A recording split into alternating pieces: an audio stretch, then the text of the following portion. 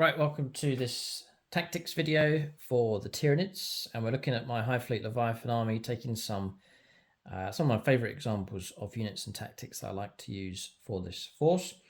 Tyranids as struggling, people saying they're not as high impact, but there's some tricks and things that you can do to get the most out of your army. So one of the units I want to look at is the Biovores here. It's Tyranid artillery, and so I've been painting up some of the newer sculpts here, so I'll show this model to you. Didn't take too long to do, just using the what I've called the enhanced contrast method. There's 3 tutorials for this already on the channel, so you can follow those along to achieve the same results. If you check out the tutorial with the Screamer Killer, I'll show you how to do the basing as well. So if you like the basing on these, then that's all in that Screamer Killer tutorial, so you can check those out. For painting these up, it's very, very quick. I've been able to put an army together. Usually it takes me a good while, but I've got an army, 2,000 points army done comfortably within a year, so it's quick enough. Plenty of models as well, but painted up nice and quick. So perhaps after watching this video you feel inspired to expand your Tyranid army or start collecting Tyranids, or indeed any of the other ranges across the 40k universe, then it is the Outpost. That's discount 40k. If you use that link, it really does help support the channel. It's free to use the link, it's no cost. It means you can get a hold of discount 40k, usually 20% off, sometimes more, and you can tap into free postage with them as well. So the Biovores, with the kit you get 2. There's Pyrovores as well. Briefly with those, and then I'm sure they have their uses. It'll be the same kind of stat line, but the weapon you take for that one is a short range flamer type weapon. So flame spurt, ignoring cover, it's a torrent, it's auto hits, it's twin length reroll on your wounds as well. So it's impressive enough. Range 12, D6 plus 1 auto hits at strength 6, -1 and 1 damage. For an ambush type unit, maybe you could drop them out of a Tyrannocyte, a Tyranid drop pod, and have them land and then ambush a target. Would be pretty good. Dangerous on Overwatch as well if you try and charge them. They could hit you with a load of hits coming through, but very dangerous, I think, against a lot of targets, but especially hordes and light infantry. You've got Burning Spring. Shooting phase after this unit is shot. Select one unit hit by one or more of those attacks to the start of the next phase. That enemy unit cannot have the benefit of cover, so there's a little bonus going on there with those as well. So they're viable and interesting unit if you have a need for that. You've got a short range torrent type weapon there, and you can take squads of between 1 and 3. So this one here is Biovores, and this is a bit of a technical, tricky kind of one. I'll try and get it right. Do check out the comment section below to make sure.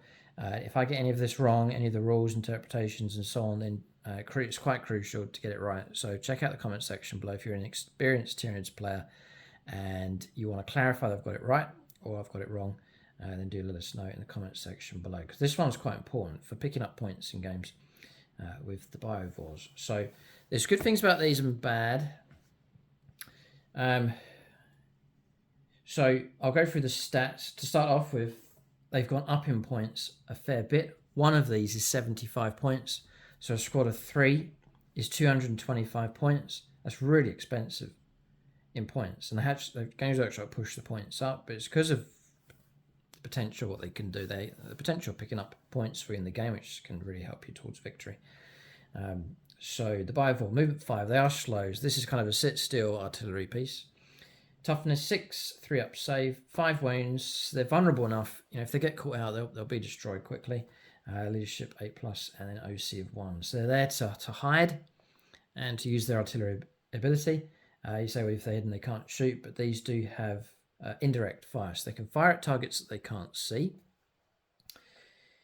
So the weapon for them, and useless in close combat, 2 attacks, 4 hits, so forget about it for close combat. This is hidden artillery firepower, and then there is some bits I want to cover later on for how else they can be used for picking up points in the game. Potentially, if you've got this right, very effective indeed. So Spore Mine Launcher, first up is the range, 48 inches, so superb coverage of the board, so brilliant for artillery. Means they can stay well away from danger, and you've got most of the battlefield is covered now with this artillery. D3 attacks, so that's not that great. It's not D3 plus 1, it's just D3, so you could just get 1 shot from these things. So their actual firepower ability, I don't think is very good at all. The main reason for taking these, pretty much the only reason, is what we'll come to later on for grabbing objectives. Ballistic skill 4+, which again is just average. Strength 6, which is okay, but it's just strength 6, AP -1, which doesn't have much punch to it, especially fighting against Space Marines that can play their Armor of Contempt. The units often benefiting from cover as well, so it's just going to negate the AP -1, and then damage 2, which isn't that scary, but it's all right. So you get blast, so that helps a little bit if you're firing against an infantry type unit. Now they come with devastating wounds. So devastating wounds is great, but you've got no reroll to wounds, and your volume, your number of shots coming through is very, very low, like 1, 2, 3 shots, maybe a bit more with blast, but it's very, very low. So it's going to be quite rare that you get devastating wounds, and if you do get that 6 to wound, it's just 2 damage coming through. So again, the firepower is not very scary. It is a heavy weapon, so if you sit still, you got up to 3 ups. But when you come to indirect fire in the rulebook, if you use indirect fire, and mostly I find myself doing that because I'm trying to hide these so they don't get shot up, it's -1 to hit rolls. So when you sit still, 4s to hit, heavy weapon, 3s to hit, but then -1 to hit rolls, dropping back down to 4s again. So not that great. And then the other thing is AP -1. If you fire at a target by using indirect fire, they count as being in cover, so you've just lost your AP -1 as well. So again, as I said, firepower of these, not that great. So I was for dropping them entirely, but and these rules may change if Games Workshop perhaps try and fix this because or adjust it perhaps because it is quite strong, but it seems perhaps by the points increase they're just going to leave it as it's running. It's quite good. So seed spore mines, once per turn in your shooting phase, when selected to shoot, 1 unit with this ability can use it instead of making any attacks with its ranged weapons. If it does, you can add 1 new spore mines unit to your army and set it up anywhere on the battlefield that is within 40 inches of this unit and more than 9 inches horizontally away from enemy units. This spore mines unit contains 1 model for each model in this unit. So, a clarification as someone's pointed out, I'll just go through all of these just to make sure that I get it right and you get it right as well on the table. As I was running 3 of these, 1, 2, and 3 in my list, and I was using this ability sometimes in games we've played recently, like on each, use that ability on each one, but the comments have been coming in saying, well, you can only do it from 1 unit from your army in that turn. So these 2 would have to fire normally, and this one would be the only one able to use that special ability there. If you think that's correct, let us know. If you think that's wrong, and any of the units can use that ability, let us know in the comment section below. So I've said check out the comment section, see what people are saying. But I'm getting the impression you can only select 1 unit. If you've got individual units, you have to select 1 of these to use this ability. So I'm thinking if that's the case, that if only 1 unit can do it, your options are just to merge and go for a bigger unit of 3 or 2, or just save a load of points, 150 points, and just take 1 and use this for grabbing objectives. So for grabbing objectives and for scoring points, you create it says here, you create a new spore mines unit. So you've created a brand new unit that can deep strike anywhere onto the board within 48 inches. Now that is exceptional. If that's the case and that spore mines model is a unit, then all of a sudden you've got a very useful resource at your disposal.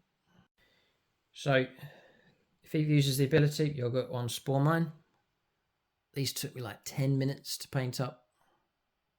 I prefer the previous sculpt for the spore mines, but it doesn't matter. They're still nice enough. So that's those. And I've always loved spore mines. One of my favourite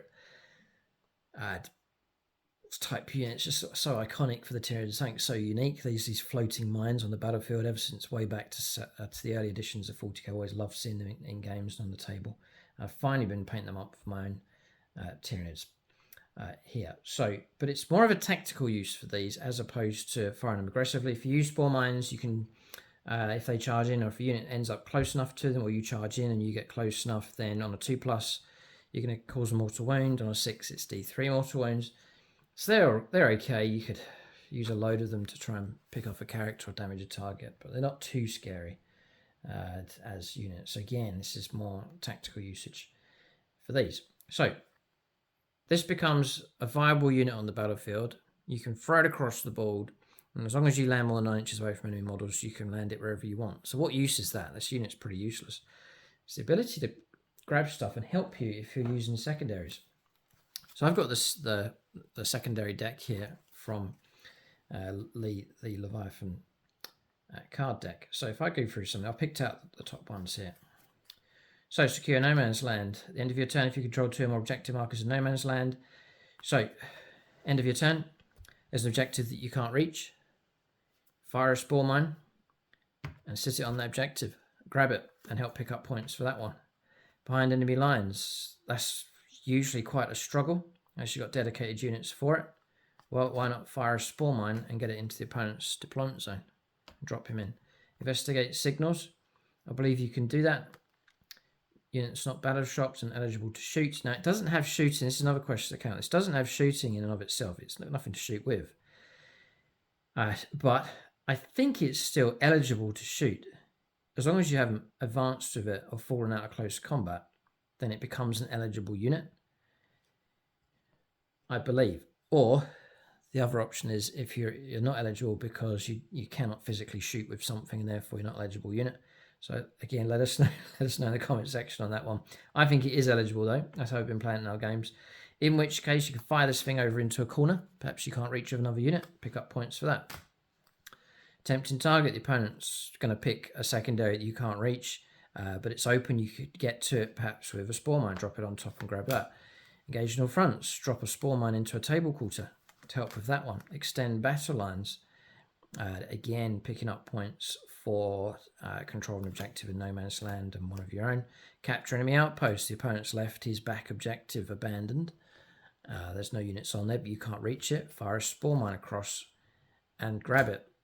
So that's half the secondaries. Perhaps there's a few others in there as well. But a simple, humble spore mine, if that counts as a unit, you've got the ability to launch it across the board and just grab an objective very, very quickly. Tactically speaking, that's huge in the game. We played a game recently with these, and the Tyranids are grabbing points with humble spore mines, with secondaries, and it was working really, really well. So I was about to drop them from the army, and then I think I'm going to keep at least one in, just for the ability to pick up points for my Tyranid force. So this one's not so much, a bit of a different tactical video, this one.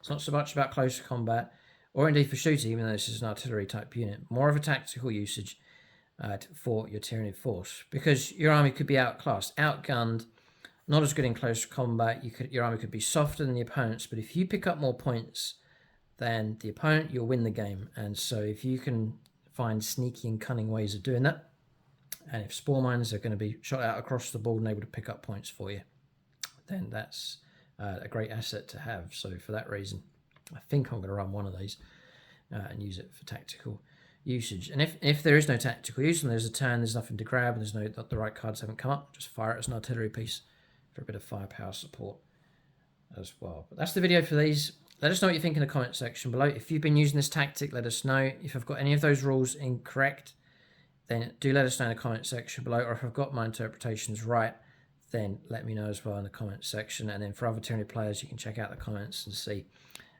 what the feedback is regarding the rules for potentially a unit that can pick up a nice lot of points for your games of 40k with your Tyranids. Do check out the Outpost for discount 40k. They're shipping across the UK, most of the European Union as well. You can tap into free postage, discounted models, vast range of paints, hobby accessories, other gaming systems. And when you use that link, it really does help support the channel. Thanks for watching. Tune in next time.